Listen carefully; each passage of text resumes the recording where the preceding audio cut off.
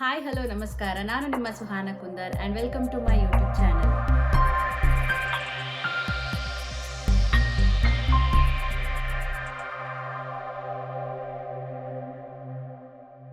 ಇವತ್ತಿನ ಈ ವಿಡಿಯೋದಲ್ಲಿ ನಾನು ಪೇರೆಂಟಿಂಗ್ ಜರ್ನಿಗೆ ಕಾಲಿಡ್ತಿರೋ ಪ್ರತಿಯೊಬ್ಬರು ಕೂಡ ತಿಳ್ಕೊಳ್ಳೇಬೇಕಾದಂತಹ ಒಂದು ಮುಖ್ಯವಾದ ಮಾಹಿತಿ ಬಗ್ಗೆ ಮಾತಾಡ್ತಿದ್ದೀನಿ.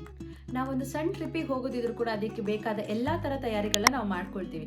ಹಾಗೇನೆ ಒಂದು ಪೇರೆಂಟಿಂಗ್ ಜರ್ನಿ ನಾವು ಸ್ಟಾರ್ಟ್ ಮಾಡೋಕ್ಕಿಂತ ಮುಂಚೆ ಅದಕ್ಕೆ ಬೇಕಾಗಿರೋ ಕೆಲವು ಮುಖ್ಯ ತಯಾರಿಗಳನ್ನ ನಾವು ಮಾಡ್ಕೋಬೇಕಾಗುತ್ತೆ. ಸೊ ಅದು ಯಾವ ಥರ ತಯಾರಿಗಳಂತ ನಾನು ಈ ವಿಡಿಯೋದಲ್ಲಿ ತಿಳಿಸ್ಕೊಡ್ತೀನಿ. ಸೊ ಈ ವಿಡಿಯೋನ ಕೊನೆವರೆಗೂ ಮಿಸ್ ಮಾಡದೆ ನೋಡಿ. ಮೊಟ್ಟ ಮೊದಲನೇದಾಗಿ ನೀವು ನಿಮ್ಮ ಸಂಗಾತಿ ಯೋಚನೆ ಮಾಡಬೇಕಾಗಿರೋದು ನಿಮಗೆ ಮಗು ಯಾಕೆ ಬೇಕು ಅಂತ. ನೀವು ಫ್ಯಾಮಿಲಿ ಪ್ರೆಷರ್ ಅಥವಾ ಸೋಷಿಯಲ್ ಪ್ರೆಷರಿಂದ ಮಗು ಬೇಕು ಅಂತ ಬಯಸ್ತಾ ಇದ್ದೀರಾ, ಅಥವಾ ಗಂಡ ಹೆಂಡತಿ ಮಧ್ಯೆ ಇರೋ ಯಾವುದಾದ್ರೂ ಮನಸ್ತಾಪನ ಹೋಗ್ಲಾಡ್ಸೋದಕ್ಕೆ ನಿಮ್ಮ ಸಂಬಂಧ ಸರಿ ಮಾಡ್ಕೊಳ್ಳೋದಕ್ಕೋಸ್ಕರ ಮಗು ಬೇಕು ಅಂತ ಬಯಸ್ಕೊಳ್ತಿದ್ದೀರಾ, ಅಥವಾ ನಿಜವಾಗ್ಲೂ ನಿಮಗೆ ನಿಮ್ಮ ಒಂದು ಬ್ಯೂಟಿಫುಲ್ ಫ್ಯಾಮಿಲಿನ ಎಕ್ಸ್ಪ್ಯಾಂಡ್ ಮಾಡೋದಕ್ಕೋಸ್ಕರ ಸಂಪೂರ್ಣ ಮನಸ್ಸಿನಿಂದ ನಿಮಗೆ ಮಗು ಬೇಕು ಅಂತ ಅನ್ಕೊಂಡಿದ್ದೀರಾ ಅಂತ ನೀವು ಯೋಚಿಸ್ಬೇಕು. ನೀವು ಯಾವುದಾದ್ರೂ ಫ್ಯಾಮಿಲಿ ಪ್ರೆಷರ್ ಅಥವಾ ಇನ್ಯಾವುದೋ ಪ್ರೆಷರಿಂದಾಗಿ ಮಗು ಬೇಕು ಅಂತ ಅನ್ಕೊಂಡ್ರೆ ಸೊ ನೀವು ಅದಕ್ಕೆ ಮೆಂಟಲಿ ಅಥವಾ ಬೇರೆ ಇನ್ಯಾವುದೋ ರೀತಿಯಲ್ಲಿ ಪ್ರಿಪೇರ್ ಆಗಕ್ಕೆ ಸಾಧ್ಯನೇ ಆಗೋದಿಲ್ಲ. ಈವನ್ ಡೆಲಿವರಿ ಆದ್ಮೇಲೆ ಕೂಡ ನಿಮಗೆ ತುಂಬಾನೇ ಪ್ರೆಷರ್ ಅನ್ಸಕ್ಕೆ ಶುರು ಆಗುತ್ತೆ, ತುಂಬಾನೇ ಸ್ಟ್ರೆಸ್ ಸಿಚುವೇಶನಿಗೆ ಹೋಗ್ತೀರಾ. ಹಾಗೇನೆ ಒಂದು ಮಹಿಳೆ ತನಗೆ ಇಷ್ಟ ಇಲ್ಲದೇನೆ ಗರ್ಭಿಣಿ ಆದರೆ ಆಕೆ ಡೆಲಿವರಿ ಆದ ನಂತರ ಆಕೆಗೆ ಪೋಸ್ಟ್ ಮಾರ್ಟಮ್ ಡಿಪ್ರೆಷನ್ ಬರುವಂಥ ಚಾನ್ಸಸ್ ಇರುತ್ತೆ. ಅಂದರೆ ಡೆಲಿವರಿ ಆದಮೇಲೆ ಅವಳಿಗೆ ಡಿಪ್ರೆಷನಿಗೆ ಹೋಗುವಂಥ ಚಾನ್ಸ್ ತುಂಬಾನೇ ಜಾಸ್ತಿ ಇರುತ್ತೆ. ಇದರಿಂದ ಮಗುಗೆ ಕೂಡ ತುಂಬಾನೇ ಎಫೆಕ್ಟ್ ಆಗುತ್ತೆ, ಈವನ್ ತಾಯಿಗೆ ಕೂಡ ತುಂಬಾನೇ ಎಫೆಕ್ಟ್ ಆಗುತ್ತೆ. ಸೊ ಯಾವುದೇ ಕಾರಣಕ್ಕೂ ಯಾವುದೋ ಒಂದು ಪ್ರೆಷರ್ ಇಂದಾಗ್ಲಿ ಅಥವಾ ಮಗುನ ಒಂದು ಸೊಲ್ಯೂಷನ್ ರೀತಿಯಲ್ಲಿ ನಿಮ್ಮ ಜೀವನಕ್ಕೆ ಬರಮಾಡ್ಕೋಬೇಡಿ. ನೀವು ಯಾವಾಗ ರೆಡಿ ಅಂತ ನಿಮಗೆ ಅನ್ಸುತ್ತೋ ಆ ಟೈಮಲ್ಲಿ ನೀವು ಮುಂದಿನ ಹೆಜ್ಜೆನ ಇಡಿ. ಎರಡನೇದು ರೆಡಿನೆಸ್ ಅಂಡ್ ಸ್ಟೆಬಿಲಿಟಿ. ಅಂದ್ರೆ ನೀವು ಯಾವೆಲ್ಲ ರೀತಿಯಲ್ಲಿ ರೆಡಿ ಆಗಿದ್ದೀರಾ ಅಥವಾ ಯಾವೆಲ್ಲ ರೀತಿಯಲ್ಲಿ ಸ್ಟೇಬಲ್ ಆಗಿದ್ದೀರಾ ಒಂದು ಮಗುನ ನಿಮ್ಮ ಜೀವನದಲ್ಲಿ ಬರ ಮಾಡ್ಕೊಳ್ಳೋದಕ್ಕೆ ಅನ್ನೋದು ಬಹಳನೇ ಮುಖ್ಯ ಆಗುತ್ತೆ. ಮೊದಲನೇದು ನೀವು ದೈಹಿಕವಾಗಿ ರೆಡಿ ಇದ್ದೀರಾ ಹಾಗೂ ಸ್ಟೇಬಲ್ ಆಗಿದ್ದೀರಾ ಅಂತ. ಯಾಕಂದ್ರೆ ನೀವು ದೈಹಿಕವಾಗಿ ಪ್ರೆಗ್ನೆನ್ಸಿಯಿಂದಾಗಿ ಬರುವಂತ ಚೇಂಜಸ್ಗೆ ನೀವು ಎಷ್ಟು ರೆಡಿ ಇದ್ದೀರಾ, ಹಾಗೇನೆ ಕನ್ಸೀವ್ ಆಗೋಕ್ಕಿಂತ ಮುಂಚೆ ಕನ್ಸೀವ್ ಆಗೋಕೆ ನಿಮ್ಮ ದೇಹ ಎಷ್ಟು ರೆಡಿ ಇದೆ ಅನ್ನೋದು ಬಹಳನೇ ಮುಖ್ಯ ಆಗುತ್ತೆ. ಪ್ರೆಗ್ನೆನ್ಸಿ ಟೈಮಲ್ಲಿ ಎಲ್ಲರಿಗೂ ಗೊತ್ತಿರೋ ಹಂಗೆ ನಮ್ಮ ಬಾಡಿಲಿ ಎಲ್ಲ ಪ್ರತಿಯೊಂದು ಅಂಗಾಂಗದಲ್ಲಿ ಏನಾದ್ರೂ ಒಂದು ಚೇಂಜಸ್ ಆಗೇ ಆಗುತ್ತೆ. ಸೊ ಕೆಲವರು ಇದನ್ನ ಪಾಸಿಟಿವ್ ಆಗಿ ತಗೊಳ್ತಾರೆ, ಇನ್ ಕೆಲವರು ಇದನ್ನ ನೆಗೆಟಿವ್ ಆಗಿ ತಗೊಳ್ತಾರೆ. ಪ್ರೆಗ್ನೆನ್ಸಿಯಲ್ಲಿ ಬರುವಂತ ಚೇಂಜಸ್ ಕೆಲವರಿಗೆ ಕಾನ್ಫಿಡೆನ್ಸ್ ಕೊಟ್ರೆ ಇನ್ ಕೆಲವರಿಗೆ ಕೀಳರಿಮೆ ಹುಟ್ಟಿಸಬಹುದು. ಸೊ ಪ್ರೆಗ್ನೆನ್ಸಿಯಿಂದ ಬರುವಂತಹ ಫಿಸಿಕಲ್ ಚೇಂಜಸ್ಗೆ ನೀವು ತಯಾರಿದ್ದೀರಾ ಅಂತ ನಿಮ್ಮನ್ನು ನೀವು ಪ್ರಶ್ನೆ ಮಾಡಿಕೊಂಡು ಮೆಂಟಲಿ ನೀವು ಪ್ರಿಪೇರ್ ಆಗಿರಬೇಕು. ಹಾಗೇನೆ ದೈಹಿಕವಾಗಿ ನೀವು ಕನ್ಸೀವ್ ಆಗೋದಕ್ಕೆ ಎಷ್ಟು ಸ್ಟೇಬಲ್ ಇದ್ದೀರಾ, ಸ್ಟೇಬಲ್ ಇಲ್ಲ ಅಂದ್ರೆ ಏನೇನೆಲ್ಲ ಮಾಡಬೇಕು ಅಂತ ನಾನು ಈ ವಿಡಿಯೋದಲ್ಲಿ ಮುಂದೆ ತಿಳಿಸ್ಕೊಡ್ತೀನಿ. ಸೊ ಮಿಸ್ ಮಾಡಬೇಡಿ. ಎರಡನೇದು ನಿಮ್ಮ ರಿಲೇಶನ್ಶಿಪ್ ಅಲ್ಲಿ ನೀವು ಎಷ್ಟು ಸ್ಟೇಬಲ್ ಆಗಿದ್ದೀರಾ, ಮುಂದೆ ನಿಮ್ಮ ರಿಲೇಶನ್ಶಿಪ್ ಅಲ್ಲಿ ಆಗುವಂತ ಚೇಂಜಸ್ಗೆ ನೀವು ತಯಾರಿದ್ದೀರಾ ಅನ್ನೋದು ಕೂಡ ಬಹಳನೇ ಮುಖ್ಯ ಆಗುತ್ತೆ. ಯಾಕಂದ್ರೆ ಮುಂದೆ ನಿಮ್ಮ ಜೀವನದಲ್ಲಿ ಮಗು ಬಂದಾಗ ನೀವು ಒಬ್ರಿಗೊಬ್ರು ಸಮಯ ಕೊಡೋದು ಸ್ವಲ್ಪ ಕಷ್ಟ ಆಗ್ಬೋದು, ಹಾಗೇನೆ ಒಬ್ರಿಗೊಬ್ರು ಸುಮಾರು ವಿಷಯದಲ್ಲಿ ಕಾಂಪ್ರಮೈಸ್ ಮಾಡ್ಕೊಳ್ಳುವಂತ ಪರಿಸ್ಥಿತಿ ಬರುತ್ತೆ. ಸೊ ಈ ಎಲ್ಲ ಸಿಚುವೇಶನ್ ನೀವು ಎಷ್ಟು ಚೆನ್ನಾಗಿ ಮ್ಯಾನೇಜ್ ಮಾಡ್ತೀರಾ ಅನ್ನೋದು ಕೂಡ ಬಹಳನೇ ಮುಖ್ಯ ಆಗುತ್ತೆ.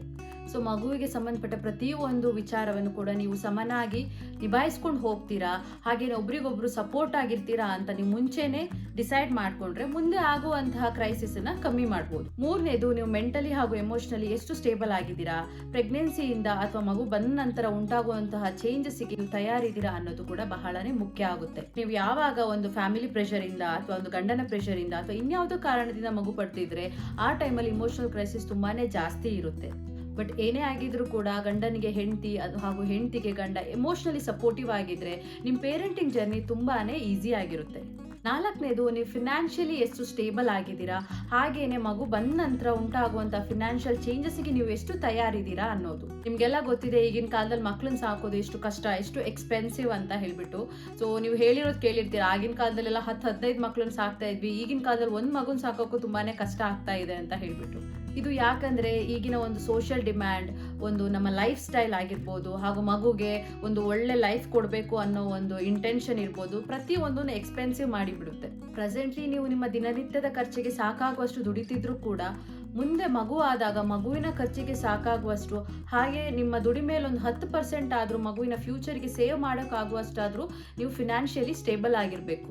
ಇದು ಯಾಕೆ ಮುಖ್ಯ ಅಂದ್ರೆ ಮಗು ಬಂದ್ಮೇಲೆ ನೀವು ಫಿನಾನ್ಷಿಯಲ್ ಕ್ರೈಸಿಸ್ಗೆ ಹೋದ್ರೆ ಇದರಿಂದ ತುಂಬಾನೇ ಎಫೆಕ್ಟ್ ಆಗೋದು ಮಗುವಿಗೆ, ಹಾಗೂ ನಿಮ್ಮ ಪೇರೆಂಟಿಂಗ್ ಜರ್ನಿ ತುಂಬಾನೇ ಕಷ್ಟಕರ ಆಗಿರುತ್ತೆ. ಸೊ ನೀವು ನಿಮ್ಮ ಹಾಗೂ ನಿಮ್ಮ ಮಗುವಿನ ನೀಡ್ಸ್ ಅನ್ನ ಪೂರೈಸೋದಕ್ಕೆ ಫಿನಾನ್ಷಿಯಲಿ ಸ್ಟೇಬಲ್ ಆಗಿದ್ದೀರಾ ಅಂತ ಕನ್ಫರ್ಮ್ ಮಾಡ್ಕೊಂಡ್ಮೇಲೆ ನೀವು ಮುಂದಿನ ಸ್ಟೆಪ್ ನ ಇಡಿ. ಐದನೇದು, ನಿಮ್ಮ ಪ್ರೆಗ್ನೆನ್ಸಿಯಿಂದಾಗಿ ನಿಮ್ಮ ಉದ್ಯೋಗ ಉದ್ಯೋಗದಲ್ಲೇ ಆಗಲಿ ಅಥವಾ ನಿಮ್ಮ ಉದ್ಯೋಗಕ್ಕೆ ಏನಾದರೂ ತೊಂದರೆ ಆಗುತ್ತಾ ಅನ್ನೋದನ್ನ ನೀವು ಮುಂಚೆನೇ ಯೋಚನೆ ಮಾಡ್ಕೋಬೇಕು.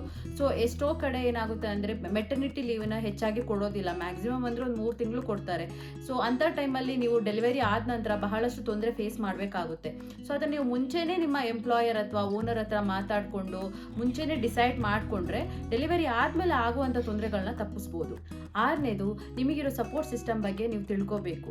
ಈಗ ವರ್ಕಿಂಗ್ ಮದರ್ ಆಗಿರಲಿ ಅಥವಾ ಮನೇಲಿರೋರಾಗಿರಲಿ, ಸಿಂಗಲ್ ಹ್ಯಾಂಡೆಡ್ ಮಗುನ ಹ್ಯಾಂಡಲ್ ಮಾಡೋದು ಅಥವಾ ಮ್ಯಾನೇಜ್ ಮಾಡೋದು ತುಂಬಾ ಕಷ್ಟ ಆಗುತ್ತೆ. ಸೊ ನಿಮಗೆ ಫ್ರೆಂಡ್ಸ್, ಫ್ಯಾಮಿಲಿ ಅಥವಾ ತಂದೆ ತಾಯಿ ಈ ಥರ ಯಾರ್ದಾದ್ರೂ ಸಪೋರ್ಟ್ ಇದ್ದಾಗ ನಿಮಗೊಂದು ಕಾನ್ಫಿಡೆನ್ಸ್ ಇರುತ್ತೆ, ಮಗುನ ನೋಡ್ಕೊಳ್ಳೋಕ್ಕೆ ನನ್ನ ಜೊತೆ ಯಾರು ಇದಾರಲ್ಲ ಅಂತೇಳಿ ಒಂದು ಕಾನ್ಫಿಡೆನ್ಸ್ ಇರುತ್ತೆ.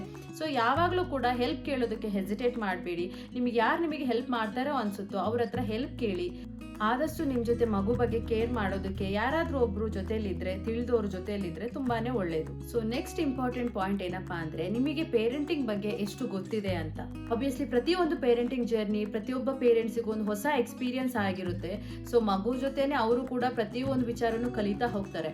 ಆದರೆ ಪೇರೆಂಟಿಂಗ್ ಬಗ್ಗೆ ಒಂದು ಬೇಸಿಕ್ ನಾಲೆಡ್ಜ್ ಇದ್ದರೆ ನೀವು ಹೊಸದಾಗಿ ಹುಟ್ಕೊಂಡಿರೋ ಈ ಸಿಚುವೇಶನ್ಗೆ ನೀವು ಅಡಾಪ್ಟ್ ಆಗೋಕ್ಕೆ ತುಂಬಾ ಈಸಿ ಆಗಿರುತ್ತೆ.